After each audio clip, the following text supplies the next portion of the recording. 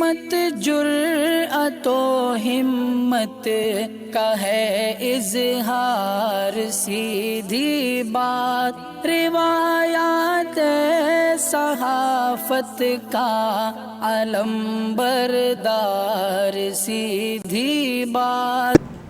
नाज़रीन गिरामी अस्सलामु अलैकुम वरहमतुल्लाहि वबरकातुहू। सीधी बात के ताज़ा तरीन प्राइम टाइम में आप लोगों का इस्तकबाल है। नाज़रीन गिरामी, मैं अंसार अज़ीज़ नदवी इस वक्त आप लोगों के सामने कुछ अहम तरीन ख़बरें, कुछ वायरल वीडियोस और कुछ तनकीदी तज़्ज़िये लेकर के हाज़िर हुआ। नाज़रीन गिरामी, एक और मुस्लिम लड़की मुर्तद हो गई है, हिंदू लड़के से शादी की है। कुछ तफसीलात सुनाऊँगा। सदर ओवैसी ने कहा कि अब मुल्क को कमज़ोर पीएम चाहिए। क्यों कहा वो भी बताएंगे। इमरान खान की पाकिस्तानी हुकूमत को धमकी क्या दी गई है। बताया जा रहा है कि हॉस्पिटल में इस वक्त जो है सीढ़ियों पर देवी देवता होने की वजह से लोग गुस्से में आए हैं। क्या कुछ कार्रवाई हुई है वो भी। मगरिबी किनारे में फ़िलिस्तीन की इस वक्त जारी है तशद्दुद जारी है। तो पाकिस्तान माशी बहरान के सबब सैलाब ने किस तरह बेहाल किया है और क्या कुछ अलग अलग ख़बरें आ रही हैं।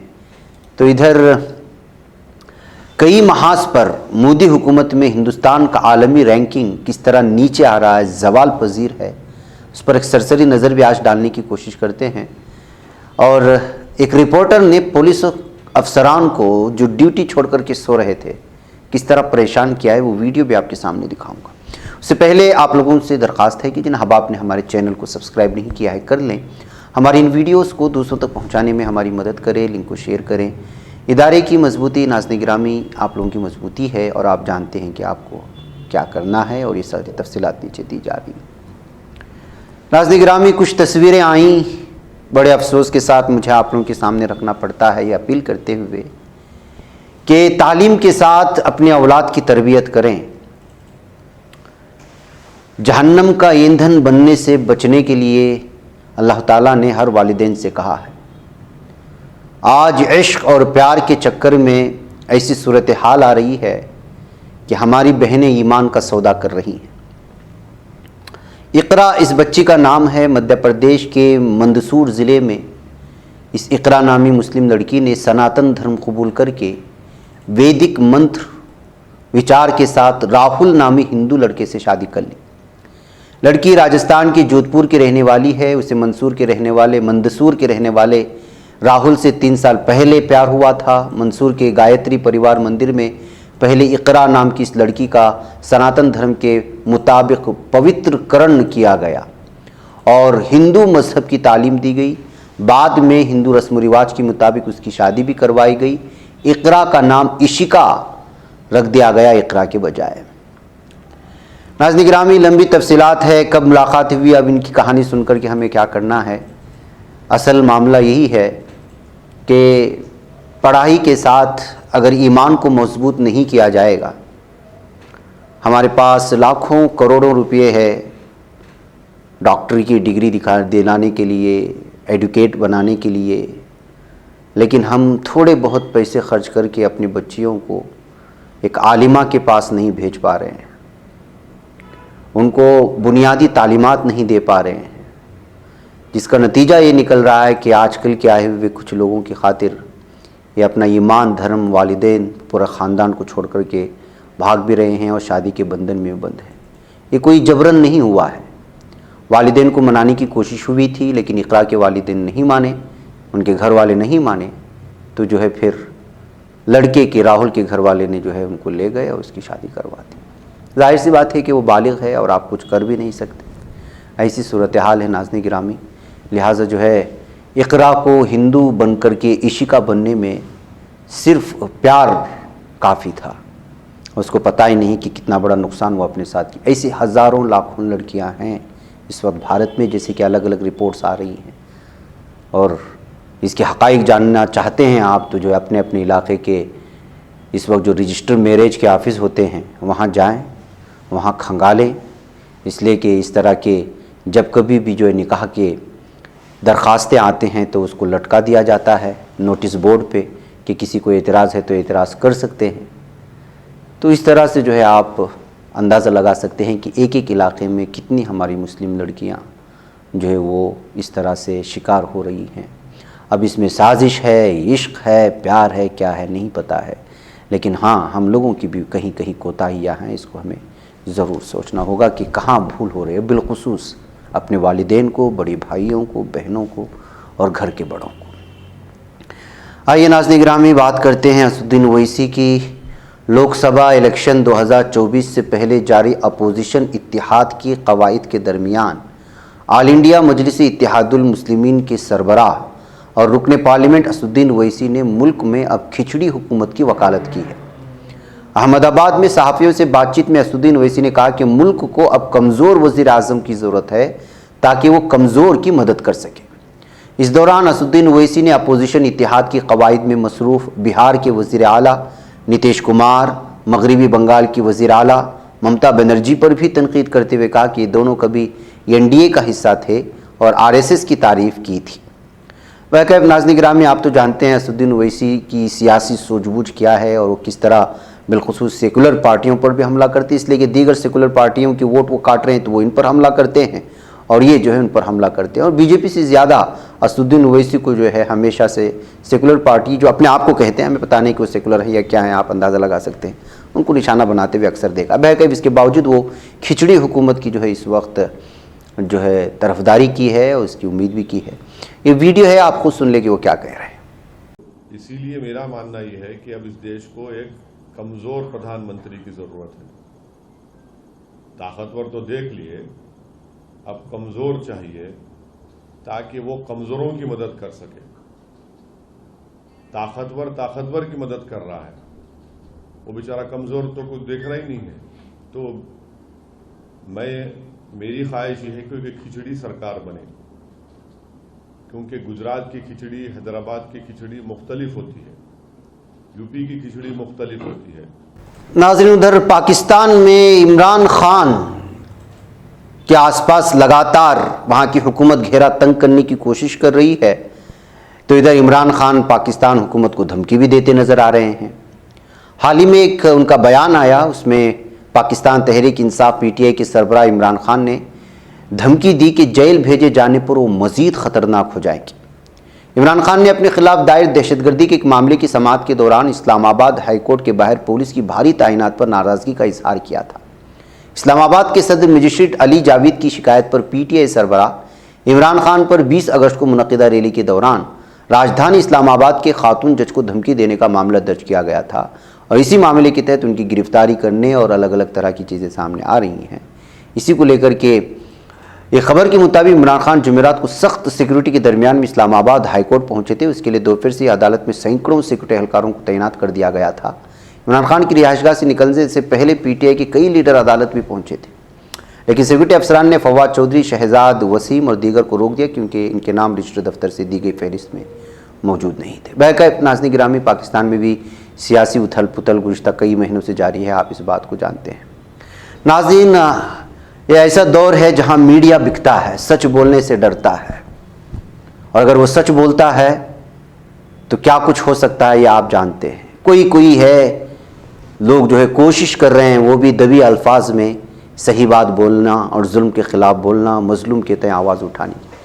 ऐसे में अगर इस तरह की रिपोर्टर मिल जाएं तो वाकई में कुछ उम्मीद लगा सकते हैं कि भारत का अच्छा भला हो सकता है। ड्यूटी छोड़कर के पुलिस अफसरान सो रहे थे, बेचारा वो जहां आराम फरमा रहे थे वहीं घुस गया कैमरा लेकर के और माइक लेकर के। तो किस तरह हड़बड़ाहट में पुलिस ड्यूटी के लिए भाग रहे हैं आप देख लीजिएगा। मुझे उम्मीद है कि वीडियो आपको बहुत पसंद आएगी और आप ज़रूर इस रिपोर्टर की तारीफ भी करेंगे। सुरक्षा के जो व्यवस्थित इंतजाम किए गए थे, वही कमिश्नर पुलिस के जिम्मेदार कर्मचारी, आप देख सकते हैं ये रैन बसेरा है पंचमुखी हनुमान मंदिर के अंदर का, और आप देख सकते हैं लोग किस तरीके से ड्यूटी से नदारद होकर तमाम संख्या में, कोई एक आध व्यक्ति नहीं कि कोई बीमार हो सकता है। मैं कैमरा पर्सन से कहूँ मेरे पीछे भी दिखाने की कोशिश करें कि ये तमाम जो लोग हैं जिम्मेदार लोग हैं, जिनके ऊपर, जिनके कंधों पर तमाम व्यवस्थाएं थी, तमाम सारी चीजें थी, और वो लोग इस रैन बसेरे में जहां पर जो यहाँ के लोग हैं, जो लोग यहाँ पर रहते हैं, उन लोगों की यहाँ रुकने की व्यवस्था थी, वहीं यहाँ जिम्मेदार लोग इसके अंदर सो रहे थे। वहीं अगर हम बात करें तो ये आप देख सकते हैं कि देखिए एक चादर ओढ़ लिया एक दीवान जी ने, आइए मैं अपने कैमरा पर्सन से कहूंगा थोड़ा सा दिखाने की कोशिश करें कि कौन से साहब है, थोड़ा सा मैं दिखाने की कोशिश करूंगा। मैं भाई साहब मैं तबीयत अस्वस्थ है, थोड़ा सा दिखा दो। नहीं ये देखिए, ये उत्तर प्रदेश पुलिस के ट्रैफिक के जमाने हैं जिनके जरिए से पूरी ट्रैफिक व्यवस्था होनी थी। ये नाज़रीन गिरामी, उधर मगरबी किनारे में इसराइली जारहियत का सिलसिला लगातार जारी है, जिसके नतीजे में मुतअद्दिद फ़िलिस्तीनी ज़ख्मी हो रहे हैं। ताज़ा वाक़यात के दौरान कम से कम 37 फ़िलिस्तीनियों के ज़ख्मी होने की इत्तलात है। UNA ने भी इसकी रिपोर्ट की है। आपको मालूम होना चाहिए कि किस तरह जालिम इसराइली दहशतगर्द फ़ौजी इस वक्त लगातार फ़िलिस्तीनियों को निशाना बना रहे हैं। फ़िलिस्तीनी तिब्बी माहिरीन और आइनी शाहिदीन ने मीडिया को यह बताया कि मगरबी किनारे के शहर नाब्लस में इसराइली फ़ौजियों के साथ तसादुम आराइयों के दौरान 35 से ज़्यादा फ़िलिस्तीनी ज़ख्मी हो गए थे। फ़िलिस्तीनी हिलाल अहमर सोसाइटी ने एक बयान में कहा कि ज़ख्मियों में से 3 को ज़िंदा गोला बारूद और 9 को रबड़ की गोलियां लगी, जबकि दीगर जुमा को इसराइली फ़ौजियों की तरफ से फायर की गई आंसू गैस में सांस लेने से मुतासिर हैं। रोज़ाना का यही जालिम इसराइली फ़ौजियों का ये रवैया है नाज़रीन गिरामी, लेकिन पूरी दुनिया खामोश है। ये सबसे बड़ी अफसोसनाक बात है। नाज़रीन गिरामी, अब हिंदूवादी तंजीमों ने विश्व हिंदू परिषद और बजरंग दल की जानिब से एक मामला सामने लाया है, जिसे हसास बताते हुए पुलिस ने शिकायत की बुनियाद पर CHC के medical superintendent doctor Gaura Singh और डॉक्टर महेश सिंह और दीगर 3 नामालूम अफराद के खिलाफ ताज़ीरात हिंद की दफ़ात में मुकदमा दर्ज किया है। ये लोग जहां पर ड्यूटी अंजाम दे रहे हैं, उस अस्पताल में सीढ़ियों की तामीर में जानबूझ करके हिंदू देवी देवताओं की तस्वीर वाले टाइल्स लगाए गए, जिससे इन सीढ़ियों से गुजरने वाले लोग उन्हें पैरों तले कुचल रहे हैं। शिकायत में कहा गया है कि इस काम से अक्सरियती समाज के जज्बात मजरूह हुए, इससे मकामी लोगों में नाराज़गी है। पुलिस ने कब्ज़े में फ़िरक़ावाराना हम आहंगी व अमन को ध्यान में रखते हुए इस मामले में मुकदमा दर्ज कर लिया है और यह मामला उत्तर प्रदेश की ज़िला महोबा में सामने आया है, जिसको किब्रई वाक़े कम्युनिटी हेल्थ सेंटर CHC बताया जाता है। वहाँ के मेडिकल सुपरिटेंडेंट समेत 5 अफराद के खिलाफ जज्बात को बरंगेख्ता करने, मजहबी जज्बात को मजरूह करने का इल्ज़ाम लगाते हुए मामला दर्ज कर लिया गया और उनकी गिरफ्तारी भी हो सकती है। नाज़रीन गिरामी, आइए बात करते हैं कि किस तरह से मोदी हुकूमत में हिंदुस्तान आलमी रैंकिंग में किस तरह ज़वाल पजीर होता जा रहा है। मुख्तलिफ इंडेक्स सामने आए हैं, उस पर मुख्तसर खुलासा अगर आपके सामने रखा जाए, ह्यूमन डेवलपमेंट इंडेक्स 2021 अक़वाम मुत्तहिदा तरक्याती प्रोग्राम UNDP के तहत 2021 की 191 ममालिक के ह्यूमन डेवलपमेंट इंडेक्स की रिपोर्ट जारी की गई, जिसमें हिंदुस्तान 132वें मकाम पर है। इससे पहले 2020 में हिंदुस्तान इस मामले में 131वें मकाम पर था, लेकिन इस वक्त ये रैंकिंग 189 ममालिक पर मबनी थी। मौजूदा लिस्ट में हिंदुस्तान का HDI 0.6333 है।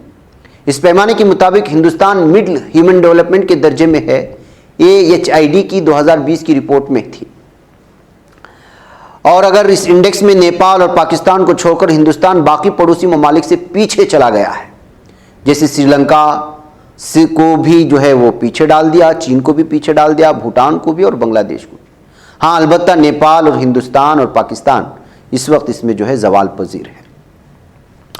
आलमी प्रेस आज़ादी इंडेक्स का अगर हम लोग देखा जाए तो रिपोर्टर्स विदाउट बॉर्डर्स नामी इदारे ने ये रिपोर्ट जारी की थी, जिसमें नेपाल को छोड़कर हिंदुस्तान के बाकी पड़ोसी ममालिक की रैंकिंग में गिरावट देखी गई। मजमूई तौर पर 180 ममालिक की रैंकिंग में पाकिस्तान 157वें और श्रीलंका 146वें और बांग्लादेश 162वें, म्यांमार 176वें मकाम पर रहा और हिंदुस्तान की रैंकिंग 142वें मकाम पर आ चुकी है। तो आप अंदाज़ा लगाएं यहाँ भी आलमी प्रेस में किस तरह से जो है इस वक्त इसका इंडेक्स नीचे आया है। भुखमरी की अगर बात करते हैं तो 2021 के आलमी भुखमरी इंडेक्स में 116 ममालिक को शामिल किया गया था। इसमें हिंदुस्तान ने 101वां मकाम हासिल किया है। रिपोर्ट गुज़िश्ता साल अक्टूबर में जारी की गई। रिपोर्ट में पड़ोसी ममालिक पाकिस्तान, बांग्लादेश और नेपाल हिंदुस्तान से आगे बताए गए थे। काबिल ज़िक्र बात है कि 2020 में आलमी भुखमरी इंडेक्स में हिंदुस्तान 107 ममालिक में 94वें मकाम पर रहा था, लेकिन अब वो जिस मकाम पर आया है 101 में मकाम पर, तो अंदाज़ा लगा सकते हैं किस तरह गरीबी फैल रही है। लेकिन इस अहम तरीन मुद्दों पर कोई गुफ्तगू नहीं कर रहा और इस सिलसिले में जो है कोई बहस करने को भी तैयार नहीं है। नाज़रीन गिरामी, सियासत के चेहरे पार्टियां बदलती रहती हैं। प्रगतिशील समाजवादी पार्टी के सरबराह और एसपी सरबराह अखिलेश यादव के चचा शिवपाल यादव ने एक बड़ा बयान जारी किया है। उन्होंने 2024 लोकसभा में बीजेपी के साथ इलेक्शन लड़ने का इशारा दे दिया है। दरअसल शिवपाल यादव ने कहा कि पार्टी 2024 में इक़्तिदार में होगी। शिवपाल के बयान से सियासी हलकों में हंगामा तेज हो गया। मालूमात के मुताबिक प्रगतिशील समाजवादी पार्टी के कौमी सदर शिवपाल सिंह यादव ने संगम शहर प्रयागराज में यह बयान दिया है। इस मौके पर शिवपाल यादव ने 2024 में बीजेपी के साथ इत्तेहाद का इशारा भी दिया। तो नाज़रीन गिरामी, इस तरह से 2024 के लिए किस तरह से अलग अलग पार्टियां एक दूसरे को मजबूत करने की कोशिश कर रही हैं, इससे आप अंदाज़ा लगा सकते हैं। बहकर नाज़रीन, मुझे यहाँ पर इजाज़त दें। इंशाल्लाह फिर आप लोगों से मुलाकात होगी। अस्सलाम वालेकुम रहमतुल्लाहि व बरकातुहू। बच पाता है कोई सहाफ़ी की निगाहों से, मिलाता है ये लोगों को मोहब्बत की पनाहों से। करम और दर्द मंदी का है एक संसार, सीधी बात। अज़ीमत जुर्अतो हिम्मत का है इज़हार, सीधी बात। अज़ीमत जुर्अतो हिम्मत का है इज़हार, सीधी बात। ये चैनल हक निगर बनकर कुचल देता है फितनों को।